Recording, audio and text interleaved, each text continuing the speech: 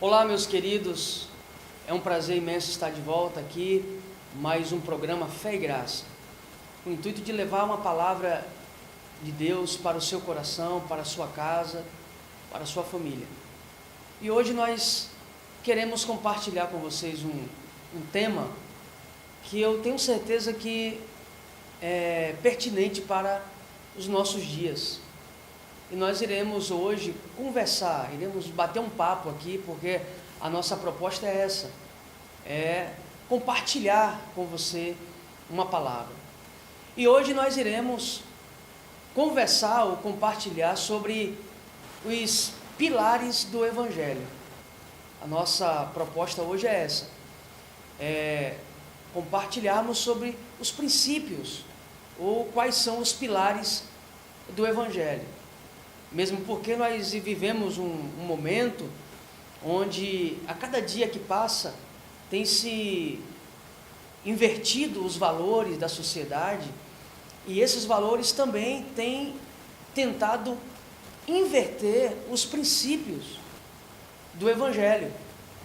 Princípios esses que são imutáveis, como a palavra do Senhor diz, que Jesus ele é o mesmo ontem, hoje e será eternamente. Então a sua palavra não muda, o Evangelho não muda, os seus princípios não mudam. E hoje nós iremos compartilhar esta palavra, os pilares do Evangelho. Daqui a pouquinho eu retorno trazendo esta palavra para o seu coração. Emoção e desafio sempre fizeram parte da sua vida e podem continuar fazendo. Se você completa 18 anos até 31 de dezembro, aliste-se no serviço militar. Vá até a junta de serviço militar do seu município com 2 fotos 3x4 e sua certidão de nascimento ou documento equivalente. Você tem até o último dia útil de junho para ficar em dia com o nosso país. Serviço Militar. Com você, o Brasil é mais forte. Governo Federal. O que você já fez para estar perto de quem você gosta? Já enfrentou uma fera? Já inventou algo para ficar perto de sua mãe? Pegou carona em algum objeto não identificado? Para ficar perto de você, a Análise trouxe mais uma unidade. É a unidade Multiplace Boulevard, que logo se tornará referência no seu dia a dia. Ampla, confortável e com o padrão de qualidade que você já conhece. Análise Multiplace Boulevard, para facilitar a sua vida, para ficar mais perto. Na última década, os transplantes de órgãos cresceram 84%.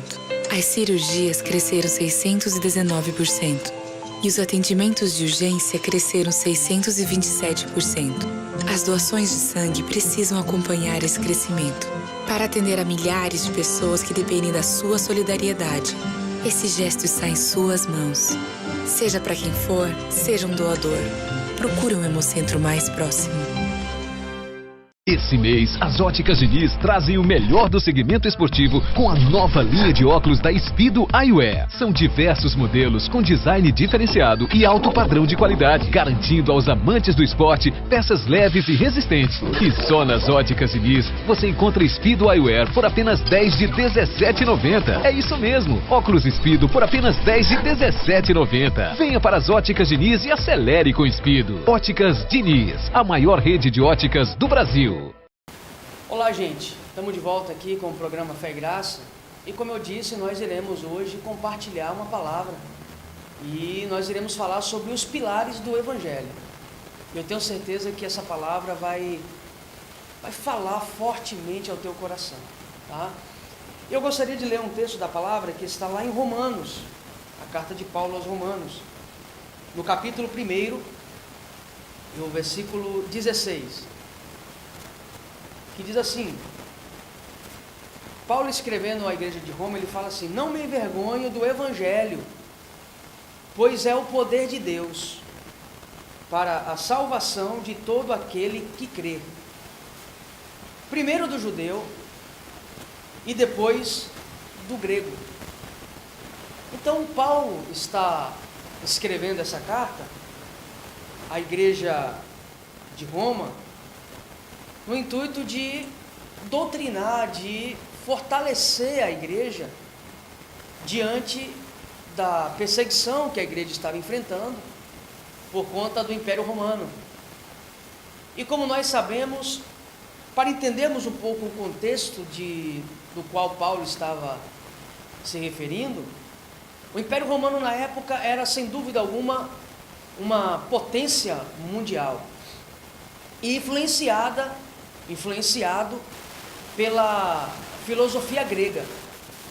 Existia em todo o território do Império Romano escolas de filósofos gregos, influenciados principalmente por Platão, Aristóteles. Então era uma cultura que dominava o contexto social da época. E o apóstolo Paulo, ele entendia isso, ele percebeu isso, e vendo que a filosofia estava tentando influenciar os princípios do Evangelho, que era anunciado na época pelos apóstolos, Paulo então escreve a fim de demonstrar aonde estava o poder do Evangelho. E aí, é por isso que Paulo fala assim: não me envergonho do Evangelho. Ou seja, Paulo está falando aqui que em nada o Evangelho é inferior às filosofias da época. Em nada o Evangelho é inferior aos conhecimentos da época. Ele fala: não me envergonhe do Evangelho, pois o Evangelho é o poder de Deus para a salvação de todo aquele que crê.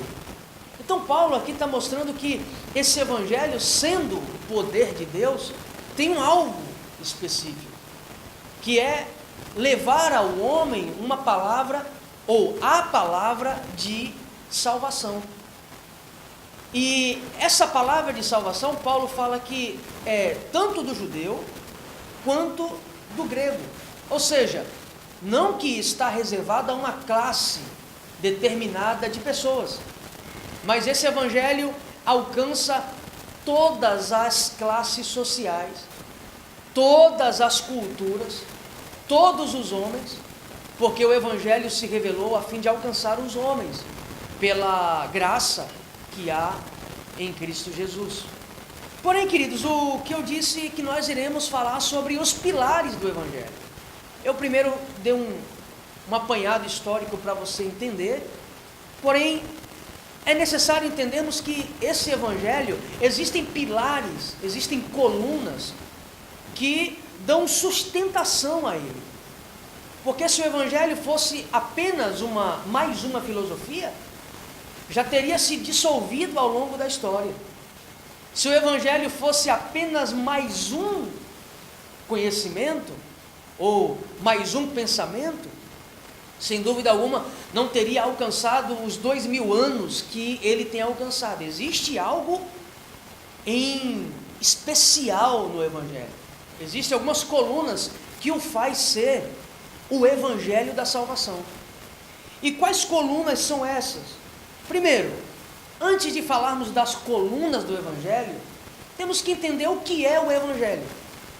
Quando você fala assim, eu sou evangélico, você está falando que você é melhor do que o outro? Será que é isso? Será que ser evangélico lhe qualifica como ser melhor do que o outro? Não, absolutamente. Na verdade, a ideia do Evangelho tem sido deturpada, principalmente em nosso tempo. Evangelho não é outra coisa senão a vida narrada de Jesus. Quando você fala assim, Evangelho segundo Mateus, é a vida de Jesus narrada a partir de Mateus. Então o Evangelho fala sobre a história, a vida, os princípios do reino ensinados por Jesus. Espero que você esteja entendendo e aprendendo. Então, queridos, o Evangelho tem alguns pilares. O primeiro pilar do Evangelho, vamos entender isso hoje, para você nunca mais esquecer. O primeiro pilar do Evangelho é a verdade. Não esqueça isso. O primeiro pilar do Evangelho é a verdade. É a verdade que fez o Evangelho durar todo esse tempo. Se o Evangelho estivesse firmado em mentiras, em pensamentos comuns, sem dúvida alguma já teria se dissolvido, como eu disse. Mas o Evangelho está firme, está de pé. Os princípios do reino estão de pé, porque estão firmados na verdade. E isso é muito importante você entender. De modo que a verdade é a base de sustentação do Evangelho. Paulo diz, quando escreve a sua segunda carta aos Coríntios, nada podemos contra a verdade, senão pela verdade. Então, queridos, quando a Bíblia diz em Deuteronômio 32, o verso 4, que Deus é a verdade, e nele não há injustiça, ou seja, a verdade que há no Evangelho, a verdade que há em Deus, não provoca injustiça. Ele é a verdade.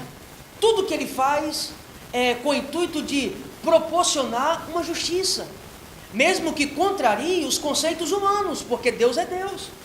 Mas o final de tudo isso o alvo de tudo isso é a justiça. Tanto é que está escrito em João 8,32, quando o próprio Jesus, ele diz assim, e conhecereis a verdade, e a verdade vos libertará. Perceba que Jesus está falando sobre a verdade como força motora do conhecimento para a liberdade.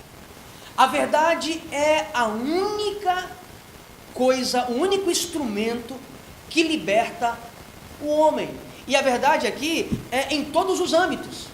No âmbito social, a verdade liberta as pessoas. No âmbito religioso, que é uma expressão que eu não gosto muito de usar, mas tratando-se da pregação de Cristo, a verdade, ela é essencial para libertar o homem em todas as suas áreas. A verdade liberta. A verdade traz ao homem a luz das coisas. Então, é através da verdade que o homem alcança a sua salvação. De maneira que o próprio Jesus disse em João 14,6: eu sou o caminho, a verdade. Perceba que ele não fala assim, eu sou uma verdade. Ele não é uma verdade, porque existem verdades estabelecidas a partir de conceitos humanos. E aí vivemos um mundo globalizado, um mundo pós-moderno, que o que se prega no mundo hoje é que cada um tem a sua própria verdade. Só que a verdade particular não liberta, escraviza o homem em seu mundo. Mas a verdade que é absoluta em Cristo liberta o homem em todas as suas áreas. Liberta o homem no seu corpo, porque o torna saudável em todos os sentidos. Liberta o homem em sua alma, porque o conecta com Deus, o conecta a Deus. E o liberta no seu espírito, que traz uma esperança de vida eterna. Então Jesus não é uma verdade, ele é a verdade. Ele mesmo disse, eu sou o caminho, a verdade e a vida. Ninguém vem ao Pai senão por mim. Isso aqui é muito interessante você entender, que o que leva o homem ao conhecimento de Deus e a uma intimidade com Ele é a verdade. Por isso que o Evangelho está firmado na verdade. Quando Paulo escreve aos Efésios 6, verso 14, ele fala assim, aliás, falando sobre as armas da nossa milícia, as armas da nossa guerra espiritual. Ele fala assim, cingido os vossos lombos com a verdade.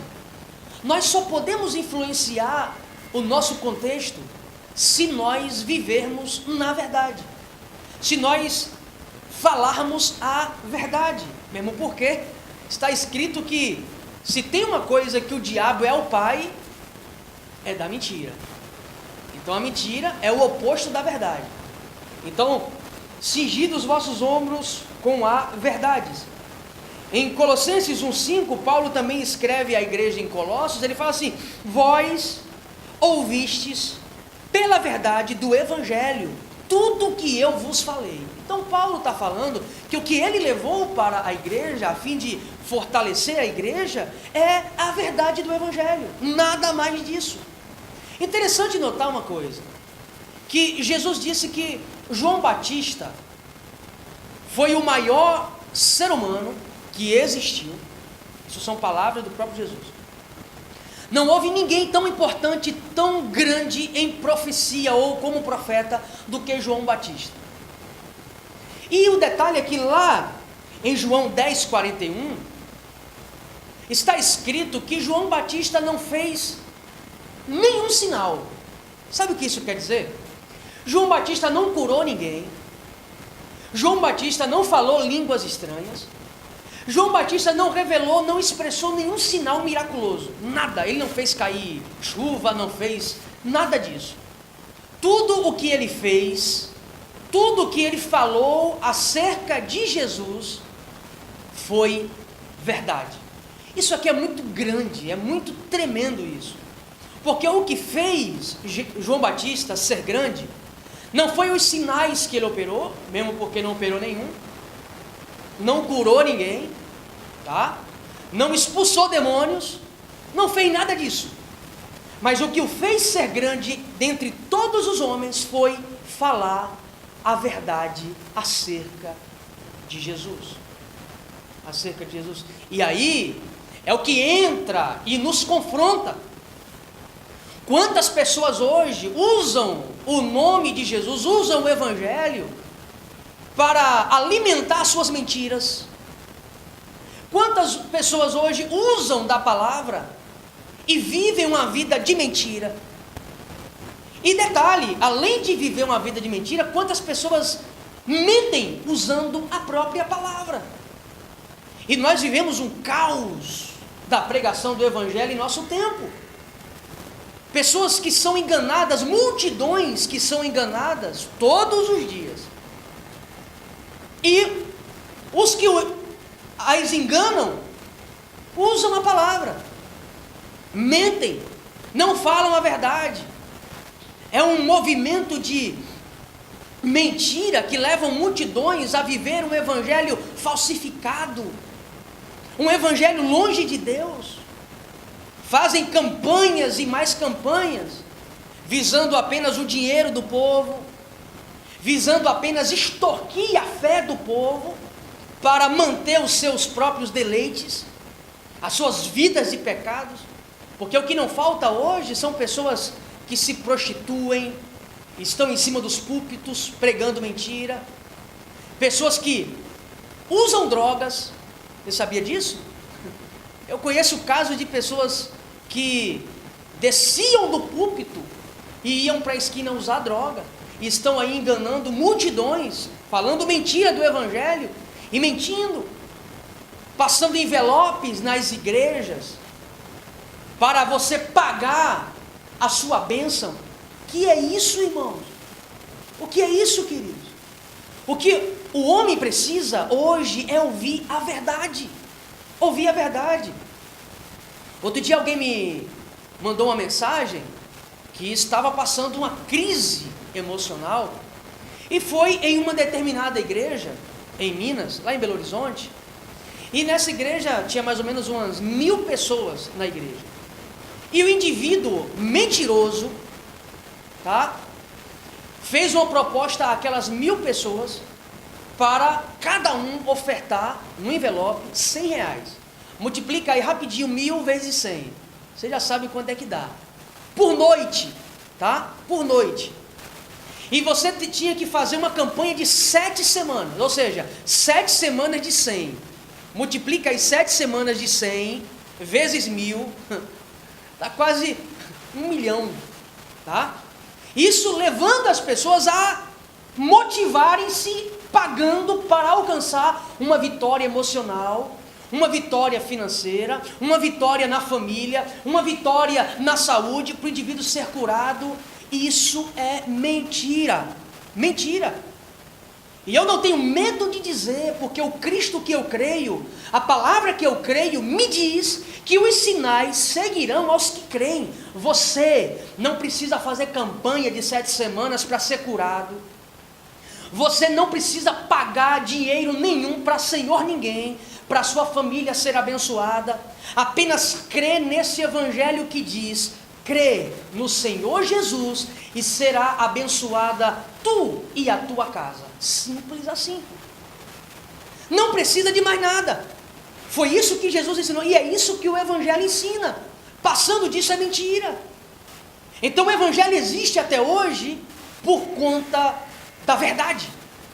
Eu estive agora em novembro passado na Suíça, pregando em um congresso de líderes, e um pastor suíço falou comigo que hoje o maior problema da Suíça são as igrejas brasileiras que têm chegado lá. No ano retrasado que eu estive lá, saiu uma reportagem no jornal de Lausanne, estampada em primeira página: pastores brasileiros, o que vieram fazer na Suíça? E colocaram o sinal do franco suíço. Estão indo deturpar o evangelho, deturpar a palavra. Mas eu louvo a Deus que você está tendo a oportunidade de ouvir a verdade. Combata na sua cidade, na igreja que você congrega, ou então se você conhece alguém que está sendo extorquido por esses homens ladrões da fé, repreendo em nome de Jesus, porque o evangelho não é comida nem bebida, está escrito, mas é gozo, paz e alegria no Espírito Santo de Deus. Amém? Mas um dia eu vou preparar uma mensagem específica sobre isso, tá? Quem sabe a próxima. Mas o segundo pilar do evangelho, o primeiro pilar do evangelho é a verdade, nada além da verdade, tá? A verdade tanto pregada quanto vivida, amém? Segundo, o segundo pilar do evangelho é o Espírito Santo, Espírito Santo em nós, que é o mistério que ninguém vai conseguir decifrar. É o maior presente de Deus para aqueles que se rendem ao evangelho, passam a ser a habitação do Espírito Santo. É o mistério de Deus estar em nós. Para você entender, em toda a história da Bíblia ou da humanidade, no Antigo Testamento, por exemplo, Deus falava com o homem. Deus não habitava entre eles, mesmo porque Deus não é um ser definido a partir do conceito humano, tá? Na verdade, eu poderia até dizer que Deus, no conceito humano, ele está totalmente aquém da existência. Quem existe sou eu, porque fui criado e nasci a partir de algo.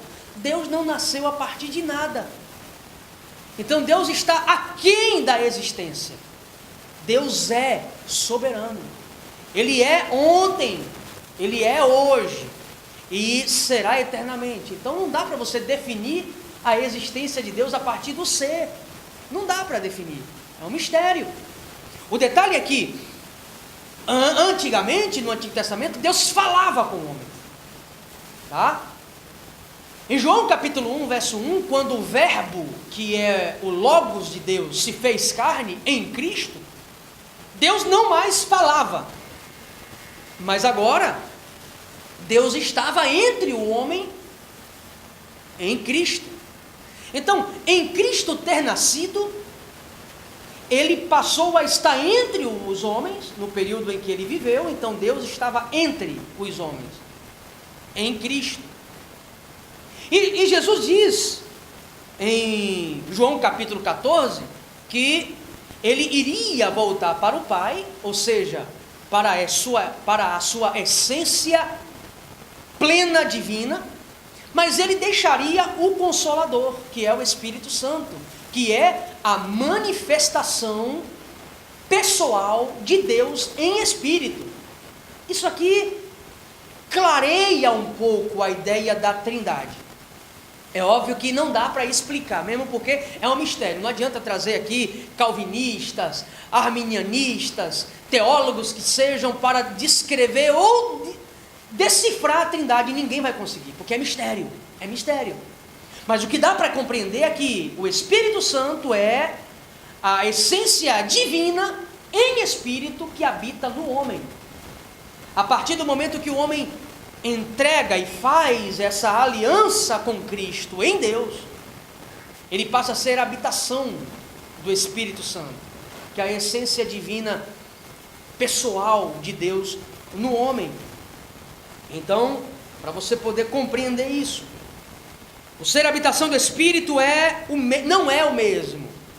Olha só, ser a habitação do Espírito Santo, isso não quer dizer falar em línguas estranhas. Os movimentos pentecostais limitaram e reduziram a presença do Espírito Santo no falar em línguas. Mesmo porque Paulo diz, em 1 Coríntios capítulo 12, o versículo 30, Paulo fala assim, que nem todos falarão em línguas estranhas. Ou seja, o dom de falar em línguas, nem todos irão falar. E o fato de não falar não quer dizer que não receberam o Espírito Santo e que não são uma habitação do Espírito Santo. Aliás, Paulo diz em 1 Coríntios 12 que maior do que o falar em línguas é o dom de profecia. E o profetizar ali é a anunciação do querigma, da boas novas. O ato de profetizar não é entrar num transe emocional e se desligar do natural, nada disso. O profetizar ali é o ato de anunciar a verdade. E Paulo diz à igreja de Corinto que o ato de profetizar, de anunciar a verdade, é maior do que o falar em línguas estranhas. E o detalhe é que hoje você percebe que tem se mudado esse conceito. A pessoa é reconhecida como ser cheia do Espírito Santo, não mais pela vida que leva, mas pelo dom que manifesta. E isso é totalmente o oposto. É totalmente o oposto do que a Bíblia ensina. O ser cheio do Espírito Santo não é definido pelo dom que você tem, mas pela verdade que você expressa. Então Paulo escreve à igreja em Éfeso, no capítulo 5, ele fala sobre o que é ser cheio do Espírito Santo. A partir do verso 18 ele fala assim: não vos embriagueis com vinho, em que há libertinagem. Paulo aqui, ele está incentivando a igreja e ensinando a igreja o que é ser cheio do Espírito Santo. Paulo fala assim: olha, não se embriaguem com a bebida forte, com o vinho, em que há libertinagem. Por quê? Porque a bebida forte, o vinho, tira o que o homem tem de mais precioso, que é a sua racionalidade. Mas enchei-vos do Espírito Santo. Ou seja, o Espírito não tira a sua racionalidade, mas te dá uma visão ampla do ser. E aí ele vem falando aqui o que é ser cheio do Espírito Santo. Fala assim, falando entre vós com salmos e hinos. O que Paulo está falando é, o indivíduo que é cheio do Espírito Santo, ele fala coisas sadias. A pessoa que é cheia do Espírito Santo tem um linguajar sadio. Ser cheio do Espírito Santo é falar, é sempre ter uma palavra de orientação, é sempre ter uma palavra de Deus, não se envolver com dissoluções ou disse-me-disse, né? Então isso é o que é ser cheio do Espírito Santo. E Paulo fala aqui, mais ainda, com cânticos espirituais, cantando e salmodiando ao Senhor no vosso coração, dando sempre graças por tudo ao nosso Deus e Pai. Ou seja, a pessoa que é cheia do Espírito Santo não é uma manifestação emocional, um surto emocional. Não é isso, irmão. Mas é uma vida cotidiana de paz, dando sempre graças a Deus por tudo. Veio o problema? Graças a Deus. Piorou? Graças a Deus. Melhorou? Graças a Deus. Então, o que lhe faz, aliás, o que evidencia o indivíduo ser cheio do Espírito Santo é a maneira como ele leva a sua vida. Mesmo porque o reino de Deus, eu falei na instante, não é comida nem bebida. Ou seja, o reino de Deus, a plenitude de Deus na minha vida, é evidenciado não pelo que eu conquisto, não pelo que eu tenho ou deixo de ter, mas é pelo gozo, pela paz e pela alegria que eu tenho dentro de mim, independente das coisas que me cercam. É isso que é ser cheio do Espírito Santo. É uma vida direcionada pelo Senhor, mesmo em meio a tribulações. Tá? Então, o segundo pilar do Evangelho é o Espírito Santo em nós. É o que nos mantém, é o que nos direciona. E o Espírito é uma pessoa, ou é a pessoa de Deus em nós. Fala com Ele, conversa com Ele. Em vez de esbravejar, em vez de murmurar, conversa, conta para Ele. Ah, pastor, mas Ele sabe, Ele é Deus, sim, mas em ser Deus, Ele quer que tenhamos uma intimidade com Ele. Quer que tenhamos um particular com Ele, uma dependência a Ele. E é isso que mantém o Evangelho firme em mim, a pessoa do Espírito Santo.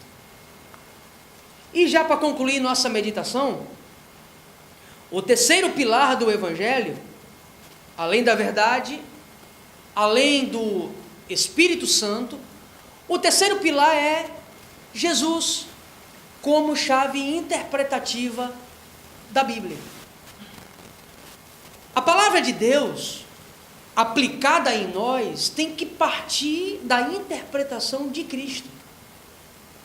Tanto do Antigo Testamento quanto do Novo Testamento, tem que passar por ele. Ou seja, todas as nossas interpretações da palavra tem que partir dos ensinamentos de Cristo. O que ele ensinou acerca disso? Na hora da prova, do problema, o que Jesus ensinou acerca disso? Na hora de tomar decisões, o que Jesus ensinou acerca disso? Na hora que a ansiedade vier, o que Jesus ensinou? Então, parta dele. Toda a nossa interpretação da palavra tem que partir de Jesus.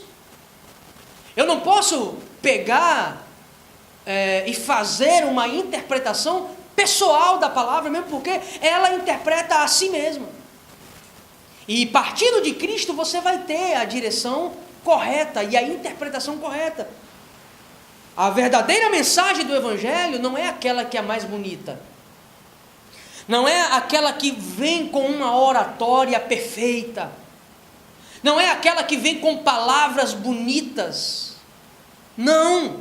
A verdadeira mensagem do Evangelho é aquela que parte de Jesus, como chave hermenêutica, como chave interpretativa. Não porque existem heresias por aí, sendo pregadas e ensinadas de maneira bonita. Existem mentiras aí, ensinadas de forma muito bonita, com a oratória perfeita, e são mentiras. E partindo de pessoas mentirosas, enganadoras. Mas o Evangelho, para ter efeito na minha vida, tem que partir de Cristo, o efeito correto, o efeito de maneira efetiva, não apenas para trazer um paliativo semanal para você, não para trazer um paliativo emocional uma vez por semana, não, é que tenha um efeito cotidiano, tenha um efeito no dia a dia. Você tem que se predispor a ouvir e a interpretar a palavra a partir de Jesus, não tomar um Dorflex por semana, né? Do Evangelho, de uma palavra que apenas vem, acarinha o seu ego, acalma as suas emoções e você volta no outro dia e continua da mesma forma. Não. Você tem que se predispor a entender, a conhecer. Você tem tempo de conhecer filósofos, você tem tempo de conhecer filosofia, você mergulha em tantos livros e pensamentos de pensadores, mas não para entender a partir de Cristo a vida. Você vê que eu disse no início que Paulo está falando aqui para um contexto grego. Um contexto que estava mergulhado na filosofia platônica, aristotélica, conceitos de filósofos antigos, escolas de filosofias. Então Paulo está falando para esse contexto, só que ele parte de Cristo, dizendo: não me envergonhe do evangelho de Cristo, porque é poder de Deus para a salvação de todo aquele que crê. Enquanto você não aprender a aplicabilidade do evangelho a partir de Cristo, você vai viver apenas com um Dorflex por semana, um paliativo semanal. Mas o efeito do evangelho pleno na sua vida, a partir do momento que você partir dele como chave hermenêutica, mais nada. E Paulo diz ainda que desça um anjo do céu trazendo um outro evangelho, seja anátema. Ainda que desça um anjo do céu trazendo uma interpretação pessoal do evangelho, e nós vemos isso hoje acontecer. Quantas comunidades e quantos movimentos que até mesmo se dizem evangélicos partem de interpretações pessoais. Eu falo sempre na igreja, e acho que algum vídeo por aí você já deve me ter ouvido falar sobre isso, trazem contextos judaicos para a comunidade cristã, a adoração à Arca da Aliança, usam campanhas a partir de interpretações do Antigo Testamento. Não precisamos nada disso. Jesus é a nossa chave hermenêutica, é a nossa chave de interpretação da vida, e mais nada. E ele diz em João 14, 26, que o Espírito do Pai enviará, aliás, que o Pai enviará em meu nome, vos ensinará e vos fará lembrar tudo o que eu vos tenho ensinado. Perceba que o que Jesus diz é que o Espírito Santo nos fará lembrar tudo o que Jesus ensinou. Não o que a lei ensinou, não o que Moisés ensinou, não o que o Antigo Testamento, não. Tudo o que ele ensinou está escrito no Evangelho. E ainda está escrito em João 15:5, quando Jesus fala: eu sou a videira e vós sois os ramos. Se permaneceres em mim e eu em vós, você vai dar bons frutos. Sem mim nada podeis fazer. Jesus está falando que sem Ele nada podemos fazer, nada poderemos conhecer, nada poderemos entender, se não for através do Deus que se fez carne e habitou entre nós, e ao terceiro dia ressuscitou em glória, e como presente deixou o Espírito Santo em nós, que nos conecta com Ele e nos faz entender a sua palavra. Nada mais do que isso. Amém? É esta palavra que eu tenho para você. Você aprendeu hoje sobre os pilares do Evangelho. Primeiro, a verdade. Seja verdadeiro em tudo. Não fale nada a mais do que Jesus é. E seja verdadeiro na sua vida. Segundo, o Espírito Santo, o Deus que habita em nós. Terceiro, Jesus como chave interpretativa. São esses três pilares que sustentam o Evangelho até hoje. Então essa palavra está aqui para abençoar a sua vida, a sua família, tá? Eu quero convidar você que mora em Feira de Santana, ou não, que queira participar de uma das nossas reuniões congregacionais na nossa igreja, Assembleia de Deus Fé e Graça. Fica aqui em Feira de Santana, na Bahia, tá? Na Avenida João Durval, número 2250. Fica depois da Tem de Tudo. É uma casa de material de construção muito conhecida aqui na cidade, em frente à feirinha, tá? Sentido ao shopping da cidade. Você pega a Avenida João Durval, sentido um shopping. Quando você desce o viaduto, do lado direito, você vai ver lá a nossa comunidade, né, cristã, Assembleia de Deus, Fé e Graça. Toda terça-feira, a partir das 19h45, é o nosso culto da palavra, onde nós estudamos a palavra. Na quinta-feira, às 19h45, temos a nossa reunião de oração, tá? Sexta-feira à noite, a partir das 19h30, é a reunião dos jovens, vem louvar com a juventude Fé e Graça, tá bom? E domingo pela manhã, a partir das 9h30 da manhã, é a nossa escola bíblica dominical. E domingo à noite, exatamente 19 horas, é o nosso culto de celebração a Deus, tá? A nossa reunião, onde nós estamos juntos, louvando, cultuando, reunidos, né, ao Senhor. Então eu aguardo você em nome de Jesus, tá? Que Deus abençoe a sua casa, a sua vida, a sua família, e acesse, tá?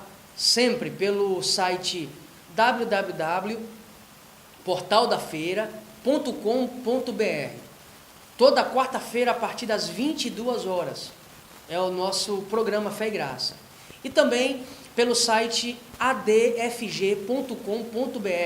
Você vai encontrar lá um link no site da igreja que te leva até o portal da feira, tá bom? Então, seja abençoado por essa palavra. Eu quero orar por você nesse momento. Tá? Onde quer que você esteja, eu quero orar pela tua vida, em nome de Jesus. Pai santo e amado, louvado seja o teu nome. Queremos, ó Pai, te louvar pela vida de cada pessoa que está acompanhando o programa Fé e Graça, que está ligado, Senhor, nesta programação. Ó Deus amado, não importa a ideologia que ele segue ou que ela segue, não importa nem mesmo a religião que ele professa, que ela professa. O importante é que o teu evangelho alcance este coração, alcance esta vida, trazendo paz, alegria e gozo no Espírito Santo. É o que a tua palavra nos ensina acerca do teu reino. Que cada casal, que cada jovem, que cada pessoa seja tremendamente abençoado agora, Pai. E que haja paz nesse lar, neste coração. Em nome de Jesus. Amém. Deus abençoe a você. E na próxima quarta-feira estaremos de volta com o programa Fé e Graça, a partir das 22 horas. Deus abençoe.